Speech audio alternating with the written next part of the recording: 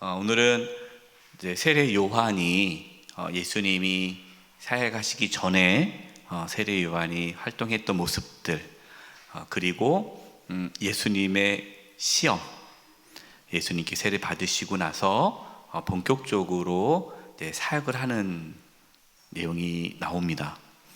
어떻게 보면은 오늘 말씀은 예수님의 이제 첫 사역의 모습이고, 예수님께서 첫 사역을 하셨을 때에 보이셨던 이적과 말씀들을 보면 예수님께서 왜 이 땅에 오셨는지를 알 수가 있죠. 왜냐하면 예수님은 처음에 보이셨던 이적과 또 말씀을 통해서 예수님께서 이 땅에 오신 이유를 분명하게 보여주고 계십니다. 그래서 우리는 오늘 말씀이 중요하죠. 오늘 말씀이 예수님께서 이 땅에서 사역하는 그런 모든 사역의 방향을 보여주는 말씀이기 때문에 그렇습니다. 우리가 이렇게 순차적으로 예수님의 생애에 따라서 말씀을 이렇게 재배치하고 말씀을 나눈 이유도 예수님께서 이 땅에 오셔서 사역하셨을 때 그 시기별로 또 하셨던 그 의도를 파악하기 위해서죠. 여러분, 오늘 말씀을 통해 또 예수님의 이 땅에 오셔서 우리에게 주고자 하는 그 뜻을 또 깊이 깨닫는 은혜가 되기를 바랍니다. 그리고 오늘 말씀이 2000년 전에 예수님께서 보여주셨던 이적과 말씀, 그렇게 말씀하셨구나, 이러한 기적을 베푸셨구나, 그것이 아니라 지금도 살아계시고 지금도 우리와 함께 하시는 그 예수님의 그 능력이 동일하게 오늘 저와 여러분에게 나타날 수 있기를 바랍니다. 여러분, 그렇지 않으면 우리가 말씀을 들을 이유가 없습니다. 여러분, 2000년 전에 계셨던 예수님은 지금도 살아계셔서 우리의 주님이 되십니다. 우리와 함께 하십니다. 들어가 보겠습니다. 25페이지입니다. 세례 요한을 먼저 말씀을 드릴게요. 세례 요한이 와서 한 것이 무엇인가? 죄를 깨닫게 했습니다. 죄. 그러니까 세례 요한이 오기 전에 약 400년간 암흑기를 보냈어요. 선지자를 하나님께서 보내지 않으셨습니다. 하나님 말씀이 사라졌어요. 여러분, 하나님 말씀이 사라지면 어떤 현상이 나타날까요? 죄에 대해서 둔감해집니다. 죄를 지어도 죄인지 몰라요. 여러분 한번 경험해 보셨을 거예요. 하나님 말씀을 가까이 하면 가까이 할수록 내 죄가 잘 보여요. 그러나 하나님의 말씀을 멀리하면 멀리할수록 죄에 대해서 둔감해집니다. 하나님 말씀이 400년 동안 이스라엘 땅 가운데 선포되지 않았습니다. 이스라엘 백성들은 그냥 종교적인 습관에 따라 하나님을 섬겨왔어요. 죄를 지어도 그것이 죄인지 몰라요. 왜 그럴까요? 다 그렇게 살아가니까. 나만 그렇게 사는 게 아니잖아요. 다 그렇게 사는데 다 그렇게 사는데 다 그런 거지 하고 넘어갔단 말이에요. 근데 만약에 죄가 죄인지 모르고 있는데 예수님께서 이 땅에 오셔서 내가 너희 죄를 대신 짊어지고 죄사함을 하러 왔다라고 한다면 여러분, 사람들이 감동을 받을까요? 안 받을까요? 안 받죠. 내가 죄인인지도 모르는데. 내가 죄인인 걸 알아야 예수님께서 나의 죄를 짊어지시고 십자가에 피 흘려 죽으셨 그 은혜를 깨닫지 않겠습니까? 그래서 하나님께서는 먼저 자신이 죄인임을 깨닫도록 하기 위해서 세례 요한을 보낸 겁니다. 그럼 세례 요한이 한 일이 뭘까요? 회개하라라는 거예요. 회개하라는 말은 뭡니까?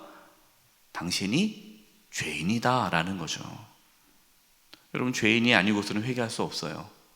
회개하라, 천국이 가까이 왔다. 그래서 마태복음 3장 1절 3절입니다. 중요한 말씀이죠. 그때에 세례 요한이 이르러 유대 광야에서 전파하여 말하되 회개하라, 천국이 가까이 왔느니라 하니, 그는 선지자 이사야를 통하여 말씀하신 자라. 일러스되 광야에 외치는 자의 소리가 있어 이르되 너희는 주의 길을 준비하라. 주님의 길을 준비하라. 이건 이사야 선지자를 통해서 하나님께서 말씀하셨어요. 하나님께서는 메시아, 구원자 보내주겠다고 말씀하셨습니다. 그 메시아, 구원자를 너희가 맞이하려면은 그 주의 길을, 주님의 오시는 길을 준비하라. 그가 오실 길을 곧게 하라. 여러분, 길을 곧게 한다는 게 뭘까요? 길을 평탄케 하는 거죠. 왜 평탄케 합니까? 가기 좋으라고. 길에 장애물이 있고 뭐가 이렇게 막 막혀 있고 그럼 갈 수가 없잖아요. 우리가 주님을 맞이하는데, 우리가 예수님을 맞이하기 위해서는 준비를 해야 한다는 거예요. 준비. 주님이 오실 길을, 예수님이 나에게 오시는 그 길을 준비하라는 겁니다. 그럼 그 준비가 뭐죠? 회개하라, 천국이 가까이 왔다라는 겁니다. 여러분, 천국이 가까이 왔다라고 말씀을 했는데, 그러면 누가 천국입니까? 예수님이 천국인 거죠. 예수님이 오셨어요.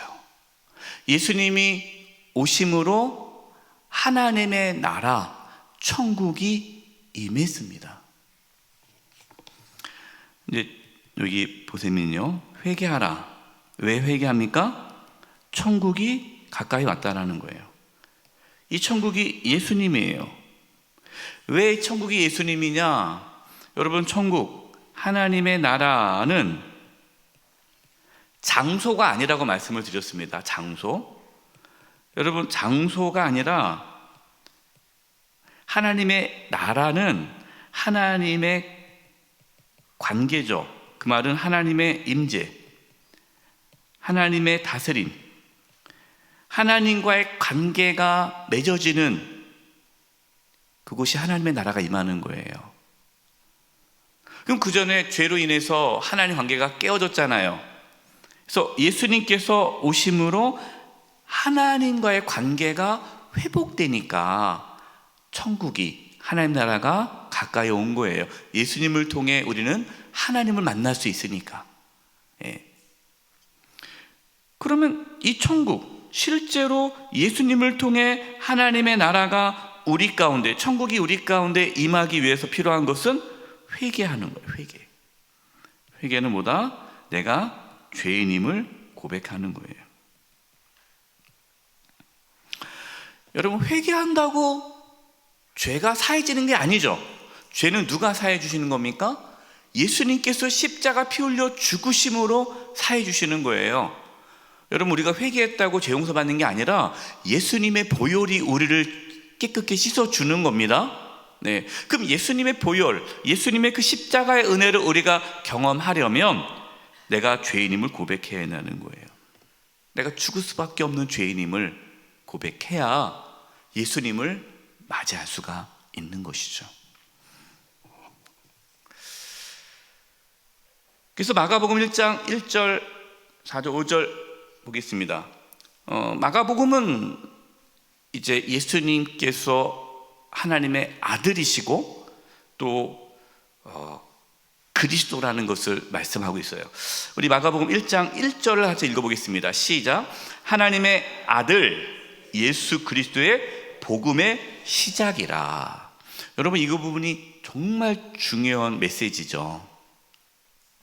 그 나사렛 예수, 그 나사렛에 자란 요셉의 아들, 그 목수 예수라는 그 인물이 누구라는 거예요? 하나님의 아들이라는 거죠. 아들. 선지자가 아니라는 겁니다. 랍비가 아니라는 거예요. 하나님의 아들, 신이라는 거죠. 신. 그리고 그 예수는 그리스도라. 그리스도가 뜻이 뭡니까? 기름 부음을 받은 자, 히브리 말로 메시아죠. 구약에서 하나님께서 약속하신 메시아, 구원자가 바로 이 예수님이다.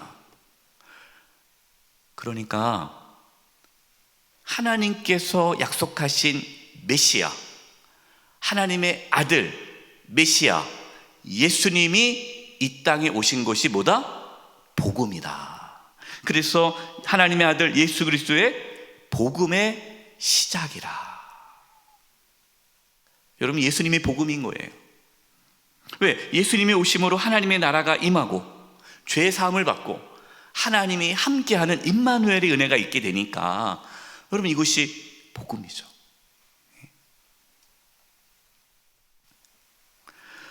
이 복음, 하나님의 아들 예수 그리스도의 복음이 이제 시작되는데, 이제 펼쳐지는데 4절입니다. 세례 요한의 광야에 이르러 죄 사함을 받게 하는 회개의 세례를 전파하니. 여러분, 이 말씀을 오해하면 안 됩니다. 죄 사함을 받게 하는 회개의 세례, 그러니까 세례 요한이 베푸는 그 세례가 죄를 사해 주는구나 라고 생각하는, 그건 아니에요. 죄를 사해 주는 것은 오직 예수님만이 할 수 있는 거예요. 이것은 죄 사함을 받으려면 먼저 내가 죄인임을 고백해야 되기 때문에 내가 죄인임을 고백하게 하는 회개의 세례입니다. 그러니까 세례 요한이 베푼 세례는 죄를 사해 주는 세례가 아니라 내가 죄인임을 인정하는 자에게 베푸는 세례예요. 그래서 뭐라 나옵니까? 5절. 온 유대 지방과 예루살렘 사람이 다 나아가 자기 죄를 뭐하고? 자복하고. 여러분, 이게 중요합니다. 왜 우리가 복음을 경험하지 못할까요? 왜 우리가 예수님을 믿어도 기쁘지 않을까요? 왜 예수님을 믿어도 하나님의 나라가 실제로 이루어지지 않을까요? 회개하지 않아서, 죄를 자복하지 않아서, 더 나아가 내가 죄인인 걸 모르는 거예요. 당신이 죄인입니다. 그럼 기분 나쁘죠. 내가 왜 죄인이야? 내가 당신보다 못한 게 뭐 있어? 나만큼 잘 살아는 사람 있으면 나와보라고 그래. 나는 그동안 잘 의롭게 살았어. 이런 분들은 예수님 만날 수가 없는 거죠. 그래서 예수님 오셨을 때 종교 지도자들, 그들은 예수님을 만날 수 없었어요. 왜? 본인이 의인이니까. 그러나 죄인들, 세리와 창녀와 같은 손가락질 받았던 죄인들은 본인이 죄인인 걸 알았기 때문에 예수님을 만날 수 있었습니다. 여러분, 누가 예수님 만납니까? 죄인이 예수님을 만나요. 우리는 죄인입니까? 의인입니까? 우린 죄인이에요. 우린 의인이 아니요 죄인이에요. 죄인인데 예수님이 이르는 의인이 된 거지, 의인이 되었다고 해서 나는 의인이야 라고 고개를 뻣뻣하게 들면 안 돼요. 우리는 늘 하나님 앞에 죄인이에요. 네. 사도 바울이 고백처럼 나는 죄인 중에 괴수라. 순교하기 직전까지 자신이 죄인임을 늘 알았죠. 여러분, 이게 은혜입니다.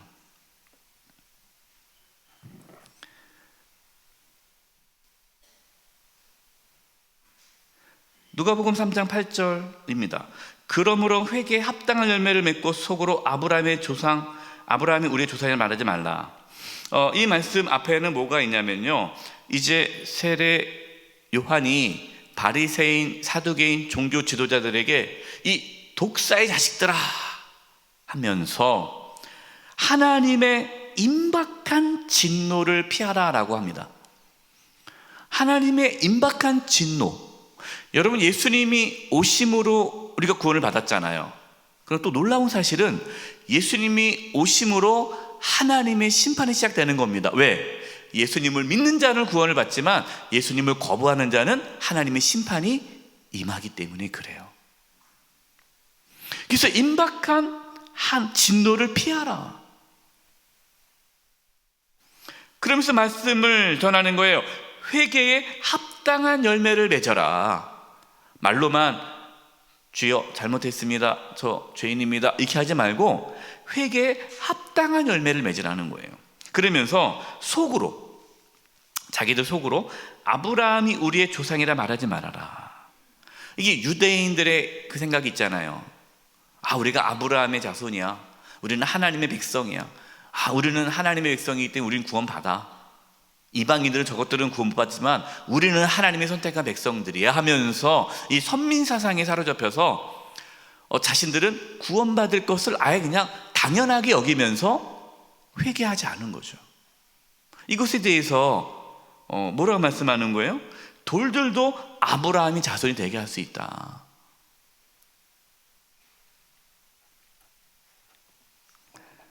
그러면서 누가복음에는 이렇게 말합니다.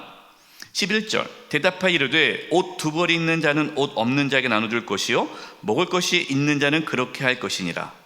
그리고 이제 12절 13절에는 세리가 나와요. 세리는 이제 부당하게 세금을 거두지 말라고 하고, 14절에 군인들도 물어 이르되 우리는 무엇을 하리까 하며 이르되 사람에게서 강탈하지 말며 거짓으로 고발하지 말고 받는 급료를 족한 줄로 알아라. 세리 요한이 회개에 합당한 열매를 맺으라고 말을 합니다. 그러면 그게 세 가지에 대해서 얘기를 하죠. 첫 번째는 뭡니까? 소유를 나눠줘라. 네가 먹을 것이 있으면 먹을 것이 없는 자에게 나눠줘라. 옷이 있으면 옷 없는 자에게 나눠줘라. 여러분, 우리가 예수님 믿잖아요. 그리고 회개했잖아요. 죄산 받았잖아요. 그러면 회개했다는 것은 이제는 예수님을 주님으로 모시고 우리가 하나님을 섬기며 살아간다는 겁니다. 근데 말로만 회개하고 삶에 회개가 없으면 그 진정한 회개가 아닌 거죠. 회개에는요, 열매가 나타납니다. 그럼 진짜 회개한 자에게는 어떤 열매가 나타나느냐? 자기의 소유를 나눠줘요. 그래서 긍휼한 자가 있으면 나 베풀게 돼 있어요. 네.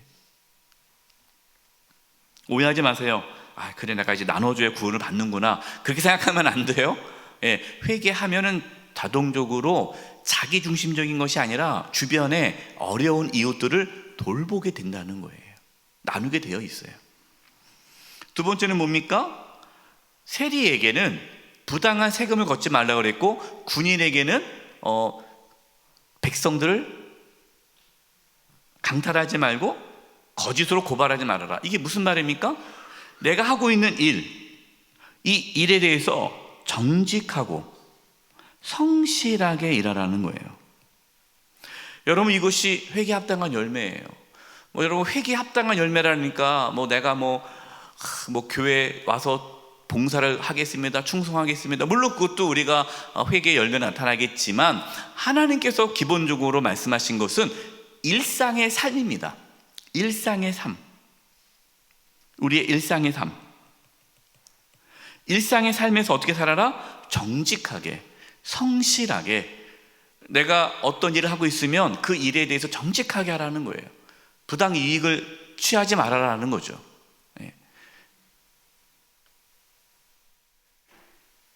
세 번째는요, 자족하는 거예요. 자족. 나에게 주어진 것에 대해서 감사하며 만족하며 살아가는 거예요.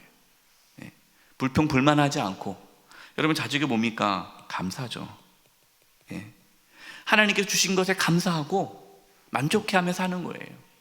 비교하지 않고, 원망하지 않고, 불평하지 않고. 여러분, 이것이 회개에 합당한 열매예요. 여러분, 이 세 가지가 우리의 삶에 있습니까? 그럼 우리는 신앙생활을 제대로 하고 있는 거예요. 그런데 이게 없다면 우리는 지금 회개에 합당한 열매를 맺지 못하고 있는 거고, 진정한 회개가 이루어지지 않은 거고, 우리는 예수님을 주님으로 믿지 않고 있는 그냥 종교인으로 살아가는 거죠. 회개에 합당한 열매가 있기 때문에 변화가 일어나는 겁니다. 그래서 예수님 믿으면 변화가 될 수밖에 없어요. 왜? 회개하니까.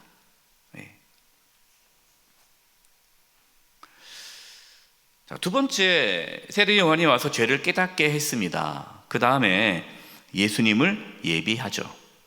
마태복음 3장 11절 같이 한번 읽어보겠습니다. 시작. 나는 너희로 회개하기 위하여 물로 세례를 베풀거니와 내 뒤에 오시는 이는 나보다 능력이 많으시니 나는 그의 신을 들기도 감당하지 못하겠노라. 그는 성령과 불로 너희에게 세례를 베푸실 것이요. 세례 요한이 사람들에게 인기를 끕니다. 회개하라 하고 하나님 말씀을 전하니까 그 말씀에 권능이 나타나서 사람들이 자복하며 회개하고, 많은 사람들이 세례 요한을 선지자로 여기며 따라옵니다. 사람들 중에는 세례 요한이 혹시 그리스도가 아니야? 하나님께서 보내주신 메시아 아니야? 구원자 아니야? 라는 생각까지도 하게 되었어요. 그때 세례 요한이 얘기하죠. 나는 아니다. 나는 아니다. 여러분, 세례 요한의 관심은 사람들이 예수님께 가는 거예요. 자기에게 집중하지 않죠.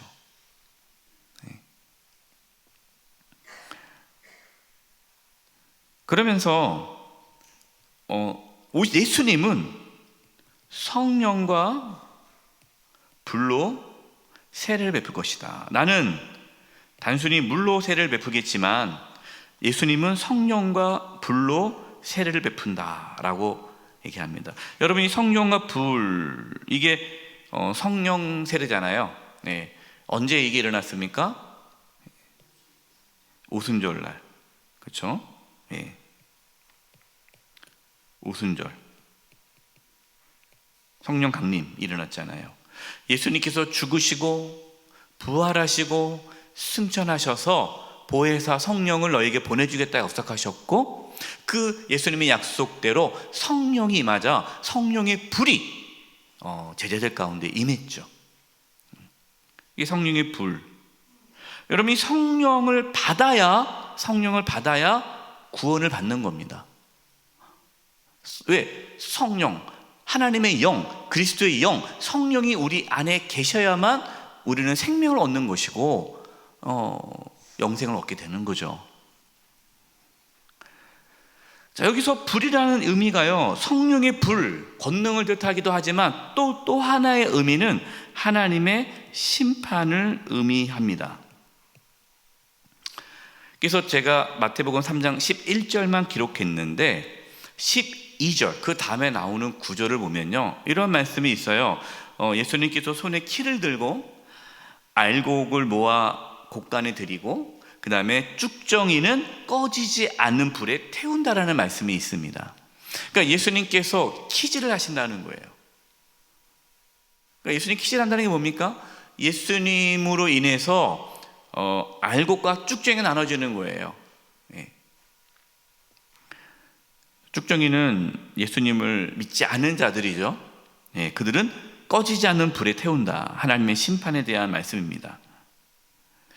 여러분, 예수님은 구원자이시지만 또 심판주이심을 우리는 알아야 돼요. 요한복음 1장 29절에 이튿날 요한이 예수께서 자기의 나오심을 보고 이르되, 보라, 중요한 말씀이죠. 세상 죄를 지고 가는 하나님의 어린 양이로다 라고 세례 요한이 예수님을 가리키죠. 세상 죄를 지고 가는 하나님의 어린 양. 지금 유월절이 다가오고 있습니다. 유월절. 그러면 이 어린 양은, 유월절 어린 양은 무슨 역할을 하죠? 희생 제물이죠. 그러니까 예수님이 희생 제물이라는 겁니다. 세상 죄를 지고 가는, 그러니까 세상의 모든 죄를 짊어지시고 하나님 앞에 희생 당하시는 하나님의 어린 양이라는 거죠. 여러분, 이것이 예수님의 정체성이고 예수님이 왜 이 땅에 오셨는지를 말씀해 주는 거죠. 여기서 우리가 고백할 수 있어야 됩니다.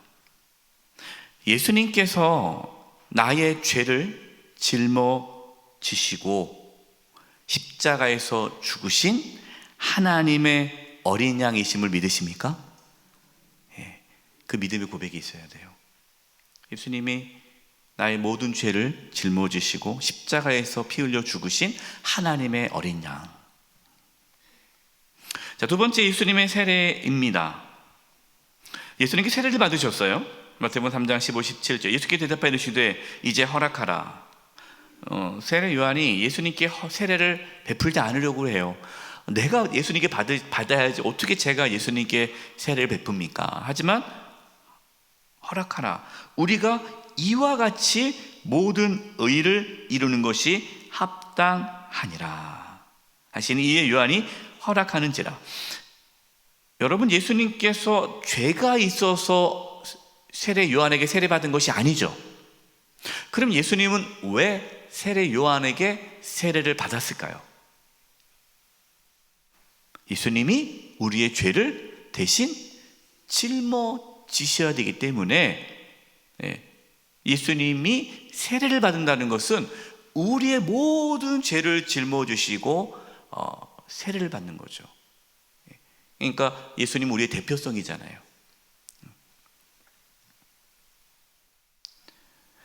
이에 유언이 허락한지라 예수께 세례를 받으시고 곧 물에서 올라오실 때 하늘이 열리고 하나님의 성령이 비둘기같이 내려 자기 위에 임하심을 보시더니 하늘로부터 소리가 있어 말씀하시되 이는 내 사랑하는 아들이요 내 기뻐하는 자라.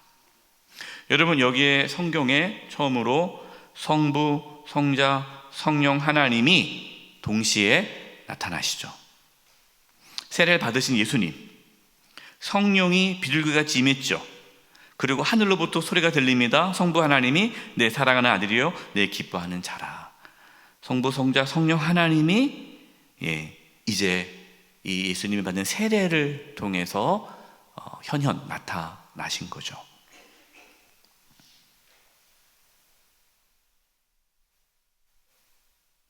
세 번째, 예수님께서 세례를 받으시고 바로 사역을 하면 되시는데 시험을 받으십니다. 마가복음 1장 12, 13절 성령이 곧 예수를 광야로 몰아내신지라 광야에서 40일을 계시면서 사탄에게 시험 받으시며 들짐승과 함께 계신 천사들 수종 들더라. 여러분, 예수님께 시험을 받으시는데 성령님의 예수님을 광야로 몰아내신다 그러는 거예요. 그러니까 사탄이 예수님을 시험을 하는데 성령께서 이끄셨다. 참 이게 이해하기가 어렵죠. 뭘 의미할까요? 사탄의 시험도 하나님의 허락하심 안에 있다는 거예요. 하나님의 통치 아래. 여러분, 사탄 마귀가요 하나님과 대등하게 대결하는 게 아닙니다. 우리가 이상하게 생각하면 안 되는데 하나님과 사탄 마귀가 대등한 위치에서 싸우지 않아요. 사탄 마귀는 하나님의 권세를 압니다. 피조물이에요. 그렇기 때문에 하나님의 권세 아래에 있는 거예요. 하나님께서 허락해야만 사탄이 시험할 수가 있는 거예요. 여러분, 이것을 오해하면 안 됩니다. 그러면 하나님께서 나쁜 일을 하시나? 그게 아니죠. 하나님께서는 그러한 사탄의 시험까지도 하나님의 섭리 안에, 하나님의 선하신 뜻 안에서 이루어 가신다라는 거예요. 그렇기 때문에 여러분, 우리가 이 땅에 살아가면서 사탄의 시험 받는 것을 당연하게 여기시기 바랍니다. 성령 충만해도 시험 받아요. 시험 받는 게 문제가 아니라 시험에서 지는 게 문제죠. 그래서 시험 받지 않기를 기도하는 것이 아니라 시험에 들지 않게 해달라고 기도하는 거예요. 시험을 받았는데 그 시험에 든다는 건 뭐예요? 시험을 받았는데 그 시험에 넘어지지 않게 기도하는 거예요. 여러분, 우리는 끊임없이 시험을 받습니다. 아담이 사탄의 시험을 받았죠. 아담, 선악을 알게 나무의 가시를 먹어라. 죽지 않을 것이다. 하나님과 같이 될 것이다. 그 시험을 받았단 말이에요. 넘어졌잖아요. 예수님도 지금 시험을 받습니다. 넘어지지 않으시죠. 어떤 시험을 받았는지 보겠습니다. 27페이지. 세 가지의 시험을 받았어요. 여러분, 여기서 제가 소개하는 이 예수님의 시험에 대한 의미에 대한 내용은 헨리 나우엔의 예수님의 이름으로 라는 책이 있습니다. 헨리 나우엔 예수님의 이름으로 라는 책에서 제가 인용한 내용들입니다. 예수님의 시험에 대한 여러 가지 해석이 있어요. 다양하게 볼 수 있습니다. 제가 개인적으로는 헨리 나우엔의 예수님의 이름으로 라는 책에 나와 있는 이 시험에 대한 해석이 저에게는 참 좋다라고 해서 소개합니다. 첫 번째 시험은 하나님의 아들이려든 돌들로 떡덩이가 되게 하라라는 거예요. 지금 예수님은 금식했어요. 그럼 금식한 사람에게 가장 큰 문제가 뭡니까? 배고픔이죠. 배고픔. 어떤 유혹이에요? 현실적이 되라라는 유혹이에요. 너 지금 배고프지? 그럼 지금 너는 능력 있잖아. 돌을 떡으로 만들 수 있는 능력 있잖아. 하나님의 아들이잖아. 그러니까 빨리 떡 만들어서 먹어. 이게 시험이에요. 이게 무슨 시험이냐? 사탄은 지금도 우리에게 현실적으로 살아라. 현실적인 문제에 집중하며 살아라. 내 코가 석자인데 무슨 기도야, 말씀이야. 금요기도회 나옵시다. 목사님, 제가 요즘에 먹고 살기 힘든데 무슨 금요기도회예요. 나중에 제가 은퇴하면 나갈게요. 은퇴하면 또 안 나와요. 왜 은퇴하면 안 나와요? 무릎이 아파서, 다리가 아파서, 내 몸이 지금 천근만근인데 무슨 기도회예요. 여러분, 우리는 현실적인 문제에 집중하느라 하나님을 놓치게 만들어요. 우리는 살아요. 이거 해결하면 그때 나갈게요. 근데 딱 끝나고 납니다. 그럼 또 다른 문제 또 나타나죠. 요거 해결하면 나갈게요. 사탄은 끊임없이 우리를 현실적인 문제에 집중하며 살아가면서 하나님을 잃어버리게 만들죠. 사람이 떡으로만 살 수 여러분, 떡이 필요 없다는 게 아니에요. 여러분, 현실의 문제가 필요 없다는 게 아니에요. 필요하지만 그것 갖고는 살 수 없다는 거예요. 하나님 말씀으로 산다는 거예요. 하나님 말씀이 뭡니까? 하나님 말씀은 하나님과의 관계죠. 하나님을 사랑하며 산다는 거예요. 그렇기 때문에 여러분, 사단은 우리에게 끊임없이 현실적인 문제에 집중하도록 할 때 우리는 그 시험을 어떻게 이겨야 돼요? 그 현실의 문제를 하나님 앞에 내어놓음으로 이겨야 돼요. 이 현실의 문제를 나 혼자 해결하는 것이 아니라 하나님 관계 속에서 그 문제를 해결해야 됩니다. 그래야 시험에 빠지지 않아요. 두 번째, 하나님의 아들이던 성전은 꼭대기에서 뛰어내리라. 이 말은 뭡니까? 네가 진짜 아들이면 뛰어내려. 그러면 천사가 받쳐주잖아. 그 사람들이 뭐라고 할 거야? 야, 진짜 하나님의 아들이네? 인정받을 거 아니겠어? 이것은 인정에 대한 시험이에요. 인정. 여러분, 사람은요 누구나 인정받고 싶습니다. 유명해지려고 해요. 멋있게 보이려고 하죠. 얘기합니다. 예수님께 주 너희 하나님을 시험하지 말라. 이게 무슨 말이에요? 내가 성전에 뛰어내리지 않아도 나는 이미 하나님의 아들이다. 여러분, 우리가 하나님 앞에 뭔가 이렇게 증명할 필요가 없어요. 사람들 앞에 증명할 필요가 없어요. 여러분, 우리는 이미 하나님의 자녀임을 믿으시기 바랍니다. 여러분, 멋있게 보이려고 하지 마세요. 그냥 정직하게 살면 돼요. 우리가 정직하게 사는 게 뭡니까? 우리가 죄인이잖아요. 우리 연약하잖아요. 누가 여러분을 무시합니까? 그럼 기분 나빠하지 마세요. 무시하면 어떻게 생각하면 돼요? 원래 괜찮아. 나 원래 죄인인데 뭐. 전혀 거기 휘둘리지 않는 거예요. 누가 한마디 했을 때 그냥 막 무너지고 그러지 않아요. 왜? 나는 이미 하나님의 자녀야. 당신은 뭐라고 하더라도 나는 하나님의 자녀야. 물론 내가 죄인이야. 내가 부족해. 연약해. 그래, 맞아. 그럼에도 불구하고 나는 하나님의 자녀야. 나는 내가 할 수 있는 최선을 다할 뿐이야. 다른 사람과 비교할 필요도 없고 잘 보일 필요도 없고. 그렇다고 여러분 또 남들 무시하며 살라는 뜻은 아니에요. 난 내 마음대로 살 거야, 그 뜻도 아닙니다. 그냥 다른 사람과 비교하지 않고 당당하게 하나님의 자녀로 살아가라는 거죠. 여러분, 사단은 끊임없이 우리에게 유혹합니다. 멋있게 보이라고. 그 멋있게 보이지 않으면 열등감에 사로잡히게 만들고 포기하게 만들죠. 세 번째 사탄의 유혹은요, 내게 엎드려 경배하면 모든 것을 내게 주리라 라는 겁니다.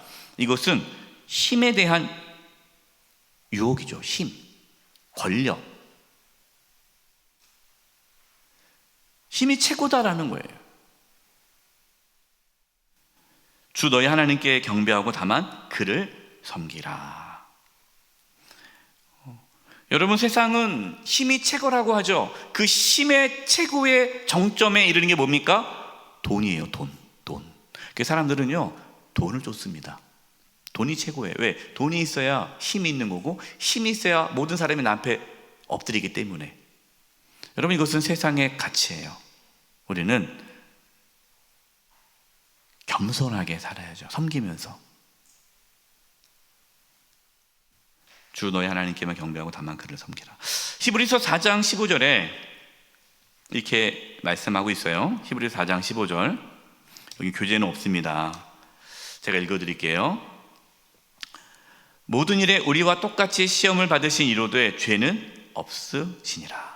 예수님께서 이 시험을 다 받으셨다는 거예요. 여러분, 우리가 살아가면서 받는 시험 예수님은 다 아십니다. 겪으셨어요. 그러나 죄를 짓지 않으셨어요.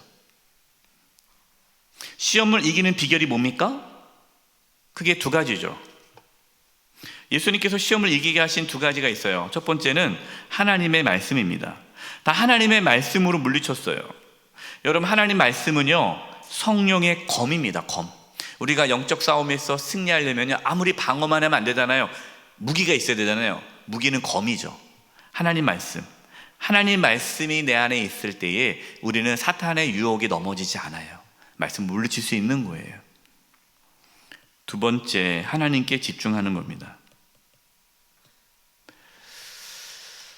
여러분, 우리가 어떠한 상황에 있어도 하나님을 바라보시기 바랍니다. 현실적인 문제가 있을 때, 내가 열등감에 사로잡힐 때에, 내가 뭔가 이렇게 막 욕망에 사로잡힐 때에, 여러 가지 시험에 들 수가 있어요. 잠깐 시험에 들 수도 있어요. 깊이 빠지기 전에 하나님 말씀을 붙잡고 하나님께 집중하면 우리는 그 시험에서 승리하게 되고 사단은 물러갈 것입니다. 근데 여러분, 한 번 승리하면 그걸로 끝날까요? 아니요. 죽을 때까지 시험이 들어요. 이게 선주라면 넘어질까 조심하라. 여러분, 우리는 끝날 때까지 끝난 것이 아니에요. 끝까지 가야 됩니다. 많은 영적 지도자들이 끝까지 못 가고 무너지잖아요. 우리가 이런 게상 말씀을 나누고 있는 새벽에 솔로몬이 그렇게 무너지지 않았습니까? 무너질 수 있어요. 그렇기 때문에 끝까지 가야 됩니다. 자, 네 번째, 예수님께서 이제 시험을 다 통과하시고 나서 첫 번째 하신 것이 5명의 제자를 만난 거예요. 여러분, 우리가 생각하기에 예수님이 12제자를 그냥 한 날 딱 12명 뽑은 걸로 생각하잖아요. 그렇지 않습니다. 여러분, 먼저 5명의 제자들을 만납니다. 그가 누구냐면 요한, 안드레, 베드로, 빌립, 나다나엘이에요. 요한복음에 나옵니다. 여기서 요한복음 1장 30절 보면 두 제자가, 여기서 이 두 제자는 누구의 제자죠? 세례 요한의 제자예요. 예수님의 제자가 아닙니다. 아직은 예수님의 제자가 아니에요. 세례 요한의 두 제자가 있습니다. 세례 요한의 두 제자가 누구죠? 지금 요한복음을 기록한 요한, 그리고 안드레예요. 안드레. 이 요한과 안드레가 세례 요한의 제자였습니다. 근데 두 제자가 그의 말을 듣고, 그는 누구죠? 세례 요한의 말을 듣고, 세례 요한이 무슨 말을 했습니까? 앞에서 보라, 하나님의 어린 양이로다. 세상 죄를 지고 가는. 우리가 따라야 할 분은 세례 요한이 아니라 예수님이구나. 그래서 그 세례 요한의 말을 듣고 이 두 제자 요한과 안드레가 예수님을 따릅니다. 그러자 38절, 예수께 돌이켜 그들을 따르는 것을 보시고 물어 이르시되 무엇을 구하느냐. 여러분, 예수님께서요, 예수님을 따르겠다는 사람들에게 고맙다, 드디어 네가 나를 알아보는구나, 이렇게 말씀하지 않았어요.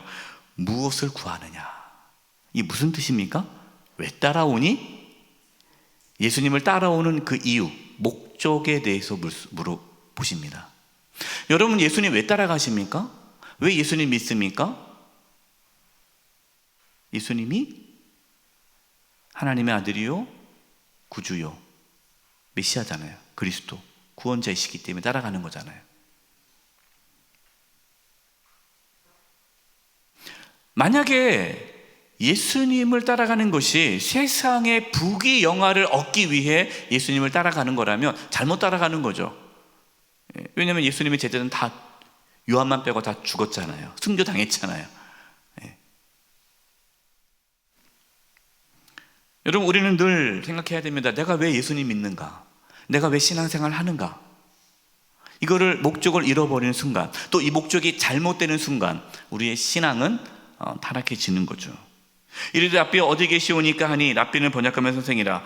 예수께서 이르시되 와서 보라. 그러므로 그들이 가서 계신 데를 보고 그날 함께 거하니 때가 10시쯤 되었더라. 여기서 그가 누구죠?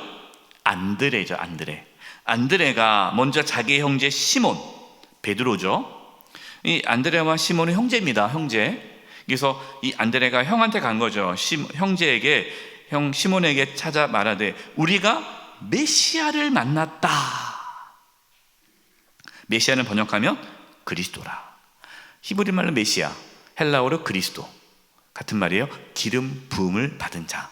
하나님께서 구약에 말씀하셨던 메시아, 그리스도, 구원자를 내가 드디어 만났어 형 하고 전도한 거죠. 예. 내가 예수님 만났어, 내가 메시아 만났어, 그리스도 구원자 만났어. 그래서 이제 베드로도 시몬도 이제 예수님께 나아가죠. 그때 예수님이 시몬에게 내 이름을 베드로라 하고 이제 저주죠. 46절에 또 나다나엘을 이제 전도합니다. 네. 빌립도 이제 예수님을 만나게 되죠. 이제 빌립이 나다나엘에게 내가 메시아를 만났다, 그리스도를 만났다 하니까 이렇게 얘기하는 거예요. 46절에 나다나엘이 이르되 나사렛에서 무슨 선한 것이 날 수 있느냐? 빌립이 이르되 와서 보라 하니라. 선입견이 있었죠. 예, 나사렛 그 촌동네 와서 보라. 직접 네가 와서 봐라. 그런데 옵니다. 오는데 예수님께서 나다나엘이 자기의 온 곳을 보시고 그를 가르쳐 이르시되 보라, 이는 참으로 이스라엘 사람이라 그 속에 간사한 것이 없도다 하면서 나다나엘이 무화과 나무 아래에서 기도하는 내용을 다 말씀하시죠. 그러자 나다나엘이 깜짝 놀래요. 나와 하나님만이 알고 있는 은밀한 그 시간을 어떻게 아실까? 아, 이분이 진짜 하나님의 아들이구나 해서 예수님의 제자가 되죠. 여러분, 이렇게 5명의 사람들이 예수님의 제자로 일단은 시작을 합니다. 그리고 이 5명의 제자들과 함께 가나 혼인 잔치에 참여하죠. 여러분, 이게 중요합니다. 별표. 예수님의 첫 번째 표적이에요. 또 성경에도 나왔어요. 첫 표적이라고. 굳이 첫 표적이라고 말씀하셨어요. 중요하겠죠. 가나 혼인 잔치에 예수님께서 보여주신 첫 번째 표적은 뭡니까? 요한복음 2장 11절. 예수께서 이 첫 표적을 갈릴리 가나에 행하여 그의 영광을 나타내심에 제자들이 그를 믿으니라. 이 제자들은 5명의 제자들, 앞에 나왔던 5명의 제자들이 야, 진짜 메시아구나, 진짜 하나님의 아들이시구나 라고 믿게 된 거죠. 여러분, 가나 혼인 잔치에서 보여줬던 표적은요, 물을 포도주로 바꾼 표적이에요. 자, 여러분, 물이요 포도주가 됐습니다. 말이 됩니까? 안 됩니까? 안 되죠. 예, 성분이 달라요. 예, 성분 자체가 다른 거란 말이에요. 그러니까 물은 포도주가 될 수 없어요. 예, 물은 계속 물이에요. 포도주는 계속 포도주고, 포도주가 나쁜 포도주, 좋은 포도주가 될 수는 있어도 물이 포도주가 될 수는 없는 거예요. 화학적인 이게 다르기 때문에, 화학 요소가. 근데 물이 포도주가 됐다라는 것은 뭘 말씀하시느냐? 죄인이 의인이 됨을 보여주는 거죠. 여러분, 죄인이 의인이 될 수 없어요. 어떻게 죄인이 의인이 됩니까? 그건 안 되는 일이에요. 물이 포도주가 됐다는 것은요, 이것은 존재의 변화입니다. 존재의 변화라는 건 뭐냐면요, 그냥 리모델링이 아니에요. 뭔가 이 존재가 조금 수정되는 게 아닙니다. 완전히 새로운 존재가 되는 거예요. 이것을 우리는 뭐라고 말합니까? 새 창조라고 하는 거죠. 새 창조. 우리가 지난 말씀에 말씀을 드렸어요. 예수님께서 태초에 천지를 창조하셨을 때에 예수님께서 함께 하셨다고 했잖아요. 예수님도 창조주로서 함께 하신 거죠. 다시 새 창조, 안식을 주시기 위해. 그래서 물이 포도주로 바뀌었다라는 거예요. 그래서 우리가 지난주 말씀에도 말씀을 나눴습니다. 고린도 후서 5장 17절이죠. 그런즉 누구든지 그리스도 안에 있으면, 예수님 안에 있으면 새로운 피조물이라. 이전 것은 지나갔으니 보라 새 것이 되었도다. 이걸 보여주고 싶으신 거예요. 예수님께서 왜 이 땅에 오셨는가? 물이 포도주가 될 수 없듯이 죄인이 의인이 될 수 없는데, 예수님께서 죄인을 의인으로 새롭게 만드시기 위해 오신 거죠. 그래서 물이 포도주로 바꾼 표적을 보여준 거예요. 그 다음에 이제 예수님의 공생애가 들어갑니다. 첫 번째 유월절, 첫 유월절에 예루살렘 성전을 청결케 하십니다. 1번. 자, 유월절 중심으로 사역을 하신다라고 말씀을 드렸어요. 왜냐하면 예수님은 유월절 어린 양이니까. 그래서 우리가 공생애 1년, 2년, 3년의 그 기점을 첫 번째 유월절, 예수님이 공생애 시작하는 첫 번째 유월절 그 시기를 예수님의 공생애 1년 차로 보는 거고, 그 다음에 예루살렘을 또 1년 후에 가실 거 아니에요, 유월절을. 그때가 2년 차가 시작되는 거예요. 그렇게 예수님의 사역을 구분 짓는 겁니다. 예수님께서 유월절에 올라가셔서 하신 게 뭡니까?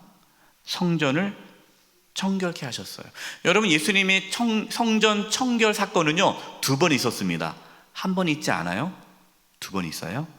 예, 우리가 성경을 계속 읽다 보니까 여기 나오고 또 나오니까 반복이구나 생각하는데 그렇지 않습니다. 첫 번째 했고 또 하반기에 또 후반기에 또 하세요.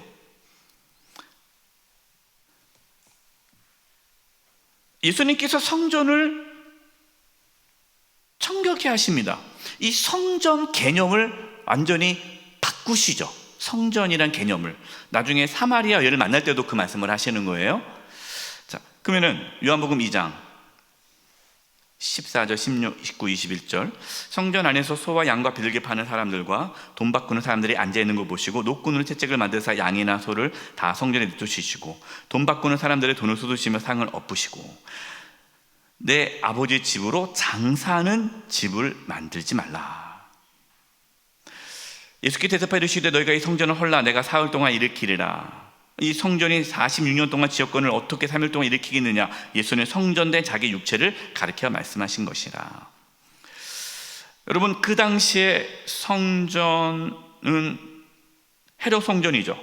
헤롯 성전은 주전 20년 전부터 지금 짓고 있는 거예요. 거의 한 40년, 6년 동안, 거의 한 50년 동안 짓고 있어요.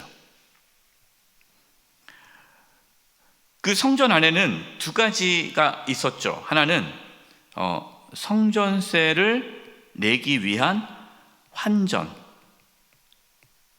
그 다음에 제물을 바치기 위한 희생, 짐승, 판매. 성전세를 내는데요, 성전세는요 그냥 아무 돈이나 내면 되는데 그렇게 하지 않았어요. 이 성전세는 반드시 두로의 은전을 사용하게 했습니다. 두로의 은전을 사용하게 했어요. 이 유대인들만 쓰는 돈인데, 그러면은 지금 흩어져 있는, 외국에 흩어져 있는 이스라엘 백성들이 유월절에 와서 이제 성전세를 내야 되는데 두로 돈이 없잖아요. 그럼 환전을 해야 되겠죠. 근데 이 환전이 이 성전에서 환전을 하는데 그 환전 수수료가 엄청 비싼 거예요. 그래서 막대한 부를 축적하죠. 이 성전세를 통해서. 누가? 환전하는 장사하는 사람들이. 그럼 환전 장사하는 사람 돈 받아가지고 뭐 합니까? 성전을 관리하는 자에게 또 주죠. 그래서 바리새인, 사두개인, 종교 지도자들이 이 성전세 환전을 통해서 막대한 수익을 얻었어요. 2번째, 제물입니다. 희생 제물을 하는데 흠이 없어야 되잖아요. 그렇기 때문에 성전 안에서 파는 짐승만 흠이 없다고 얘기하는 거예요. 또 그것도 엄청나게 비싸게. 결국 이 2가지를 통해서 종교 지도자들은 막대한 수익을 얻는 거죠. 예수님께서 다 몰아냈습니다. 성전의 개념을 장소가 아닌 하나님과의 관계로 바꾸시는 거예요.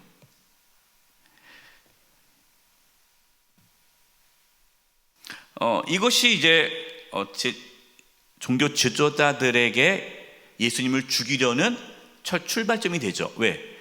예수님 이런 행동으로 인해서 종교 지도자들이 수익이 위협을 느끼는 거 아니겠습니까? 그래서 미움을 받는 거예요. 성전을 청결케 한 다음에 두 번째, 니고데모라는 바리새인입니다. 이 바리새인이 밤에 예수님을 찾아옵니다. 바리새인이지만 여러분, 바리새인 다 나쁜 사람들 아니에요. 바리새인 중에는 저희도 예수님 믿는 제자들도 있었어요. 낮에 안 오고 왜 밤에 올까요? 사람들이 볼까봐 밤에 옵니다. 그래서 이제 물어보죠. 내가 어떻게 하면 하나님 나라에 들어갈 수 있는가? 예수님께서 오시면 하나님 나라가 임했다고 했는데 나도 어떻게 구원받을 수 있는지 두려운 거죠. 예수님 모습 보면서 정말 예수님이 참 메시아 같은데 물어봅니다. 그때 예수님께서 뭐라고 말씀합니까? 요한복음 3장 5절입니다. 읽어보겠습니다. 시작. 예수께서 대답하사 이르시되 진실로 진실로 내게 이르노니 사람이 물과 성령으로 나지 아니하면 하나님 나라에 들어갈 수 없느니라. 자, 여러분, 예수님께서 지금 어떻게 보면 초창기 아닙니까? 이제 공생에 시작하는데 성전을 청결케 하시고 니고데모와 대화를 하는 것이 거듭남에 대한 의미죠. 거듭남. 여러분, 이 거듭남이 뭡니까? 중생이 뭡니까? 새로 태어남이잖아요. 물이 포도주가 되는 그걸 말씀하시는 거죠. 이전 것은 지나갔으니 보라 새 것이 되었도다. 어떻게 하면 너희가 거듭날 수 있는가? 다시 태어날 수 있는가? 존재가 변화될 수 있는가? 물이 포도주가 될 수 있는가? 죄인이 의인이 될 수 있는가? 이 부분에 대해서 말씀하시는 거, 이게 중요하죠. 왜? 예수님은 우리를 거듭나게 하기 위해서 오셨잖아요. 그래서 이 말씀을 하시는 거예요. 어떻게 거듭날 수 있느냐? 물과 성령으로 거듭날 수 있다라는 겁니다. 여러분, 물과 성령으로 거듭나는 게 뭡니까? 이 물은 뭐죠? 세례를 뜻하죠. 세례. 여러분, 이 말씀 오해하면 안 돼요. 그럼 세례 받아야 거듭나나? 그게 아니에요. 여러분, 세례가 무슨 뜻입니까? 세례라는 것은 내가 죄인임을 고백하는 거죠. 내가 내가 죄인을 고백하고 예수님을 주님으로 모시고 내가 예수님의 보혈로 죄사함을 깨끗이 받았다라는 것을 공식적인 자리에서 고백하는 예식이 세례잖아요.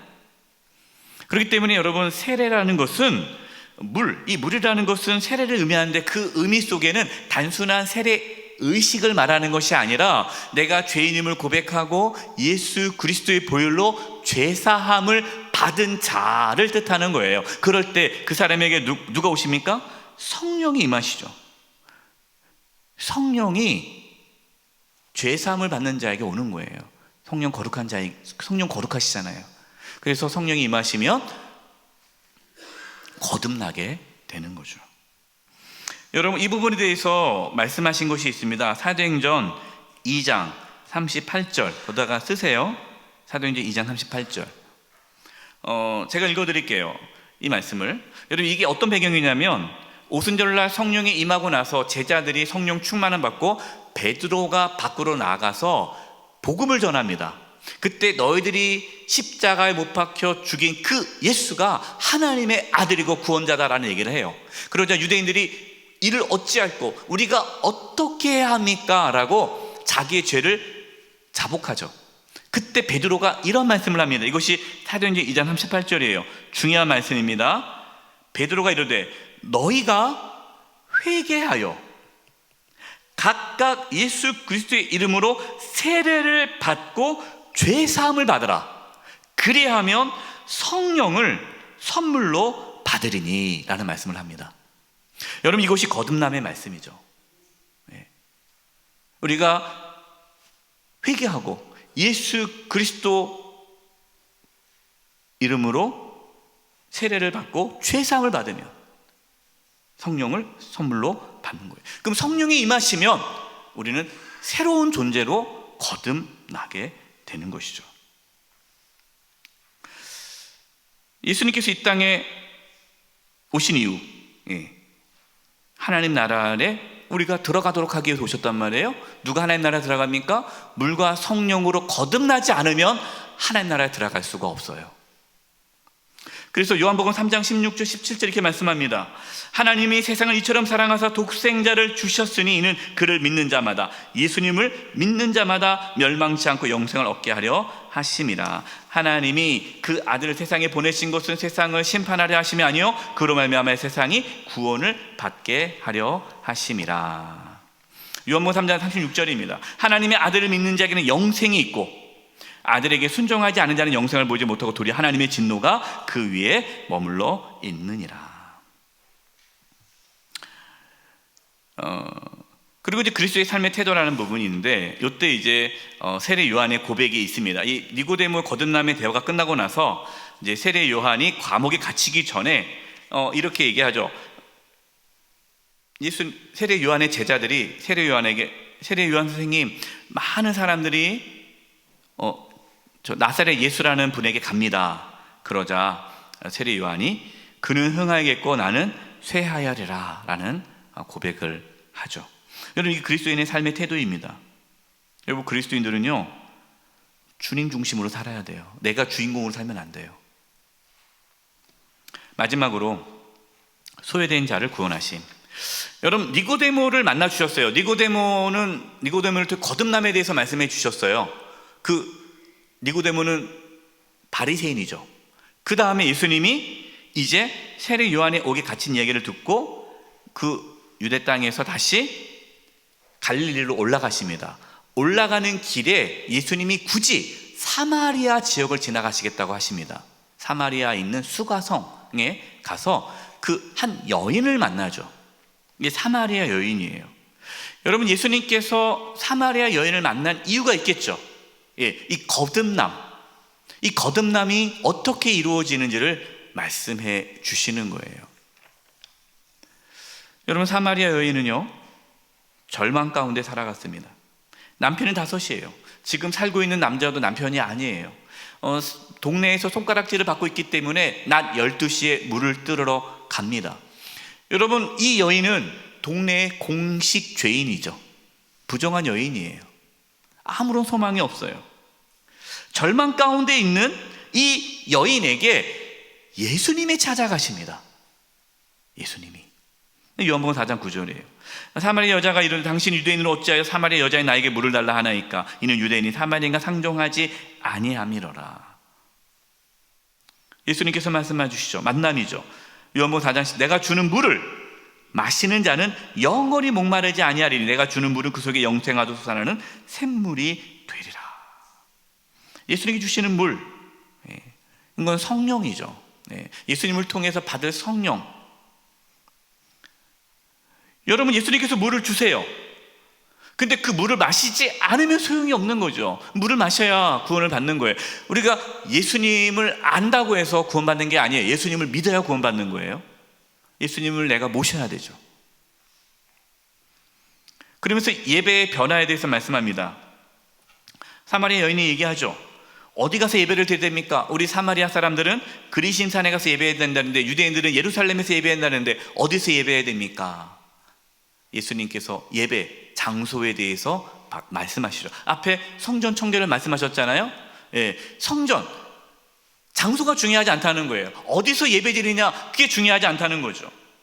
예배 형식이 중요하지 않다는 거예요. 뭐가 중요합니까? 하나님께 예배하는 자는 영과 진리로 예배할 때가 오나니, 하나님께서는 이렇게 예배하는 자를 찾으신다. 하나님의 영이시니 예배하는 자가 영과 진리로 예배할지니라. 여러분, 영과 진리로 예배한다는 게 뭡니까? 하나님과 교제하면서 예배한다는 거예요. 여기서 진리라는 것은 마음을 다해서 진심으로의 뜻이에요. 그러니까 하나님과 교제하는 예배, 진심으로 우리가 하나님과 교제하는 예배가 하나님께서 기뻐하는 예배다. 사마리아 여인에게 얘기하는 거예요. 너는 사마리아 여인, 유대인들은 당신을 하나님을 버렸다고 하지만 그렇지 않다. 하나님은 예배하는 자를 찾는다. 자, 그러면 이 영과 진리로 예배하려면 먼저 전제되어야 할 게 뭘까요? 예수님을 믿어 죄사함을 받아 하나님의 영이 임해야 영으로 예배 드릴 수 있는 거예요. 거듭나야 하나님께 예배할 수가 있는 거예요. 여러분, 이 여인은 예수님을 통해서 거듭 만났습니다. 변화가 일어났어요. 회복이 일어났죠. 요한복음 4장 28, 29. 물동이를 버려두고 동네에 들어가 사람에게 이르시되 내가 행한 모든 일을 내게 말한 사람 와서 보라, 이는 그리스도가 아니냐. 회복이 됐죠. 왜? 사람들을 만나지 않고 도망 다녔던 이 여인이 사람을 만나는 거예요. 회복된 거죠. 삶의 기쁨이 찾아왔어요. 변화가 온 거예요. 예수님을 주님으로 모시게 된 거죠. 네 번째, 어떤 변화가 일어났습니까? 그 여자를 통해서 동네에 많은 사람들이 예수님 믿게 되었고요. 또 42절 보겠습니다. 그 여자에게 말하되 이제 우리가 믿는 것은 내 말로 인함이 아니니 이는 우리가 친히 듣고 그가 참으로 세상의 구주신 줄 알미라 하였더라. 사마리아 사람들도 예수님을 믿어 구원을 받게 되었다라는 것을 보여주는 거예요. 여러분, 이것이 예수님의 첫 번째 공생의 모습이에요. 우리는 이걸 통해서 예수님이 왜 이 땅에 오셨는지, 무엇을 전하고자 원하시는지를 우리는 분명히 알 수 있습니다. 여러분, 우리가 예수님을 믿는데 이 사마리아 여인과 같은 변화가 없다면 여러분, 우리는 지금 신앙의 본질을 잃어버린 거죠. 여전히 절망 가운데 있습니까? 낙심 가운데 있습니까? 내 인생을 한탄하며 살고 있습니까? 여러분, 그분은 지금 아직 복음을 경험하지 못한 거예요. 여러분, 복음은요, 우리를 변화시킵니다. 새롭게 합니다. 하나님 관계를 회복합니다. 예배가 살아납니다. 삶이 달라지죠. 천국의 삶을 살아가는 저와 여러분 되시기를 바랍니다. 기도하겠습니다. 하나님, 예수님의 첫 번째 사역의 모습들을 보면서 우리를 거듭나게 하시기 위해 이 땅에 오심을 알게 되었습니다. 사마리아 여인이 예수님을 만나 변화됐던 것처럼 우리의 삶에 그 놀라운 복음의 능력으로 변화되어지는 은혜가 있게 하여 주시옵소서. 늘 주님을 모시고 살아가게 하여 주시고 예배가 회복되고 우리의 삶이 회복되고 또 우리를 통해 아직 예수님 알지 못하는 자들이 예수님 믿고 구원받는 은혜가 있게 하여 주시옵소서. 예수님의 이름으로 기도드리오며 지금은 우리 주 예수 그리스도의 은혜와 하나님 아버지의 그 크신 사랑하심과 성령님의 교통하심과 충만하심이 우리 사랑하는 성도님들 한 영혼 한 영혼 위에 우리 영수의 교회와 이 나라 민족 위에 이제부터 영원토록 함께하옵시기를 간절히 축원하옵나이다. 아멘.